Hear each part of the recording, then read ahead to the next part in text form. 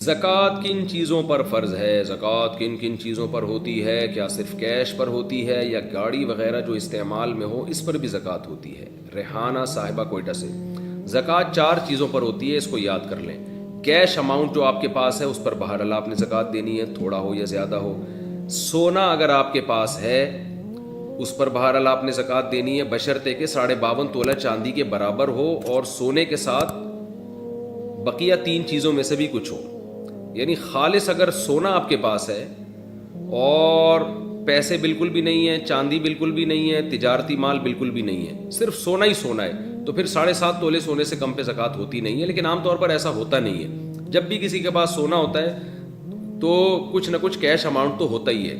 तो इसलिए फिर ऐसी सूरत में सोना नहीं देखा जाएगा, बल्कि ये देखा जाए, सोना असल नहीं देखा जाएगा बल्कि सोने की वैल्यू देखी जाएगी कि 52.5 तोले चांदी के बराबर सोना है या नहीं है। और वो आधा तोला सोना भी आजकल 52.5 तोला चांदी के बराबर हो जाता है। तो इसलिए दोबारा बता देता हूँ, 4 चीज़ें देखनी है: सोना, चांदी, कैश अमाउंट और सामान तिजारत। तिजारती सामान कहते हैं वो सामान जो आपने बेचने के लिए ख़रीदा हो और अब तक बेचने की नीयत आपकी बाकी हो। यानी जिस दिन ज़कात निकालनी है ना, जो ज़कात के वाजिब होने की तारीख़ है आपकी, उस दिन भी आपकी बेचने ही की नीयत बरकरार हो, दरमियान में ये नीयत तब्दील न हुई हो।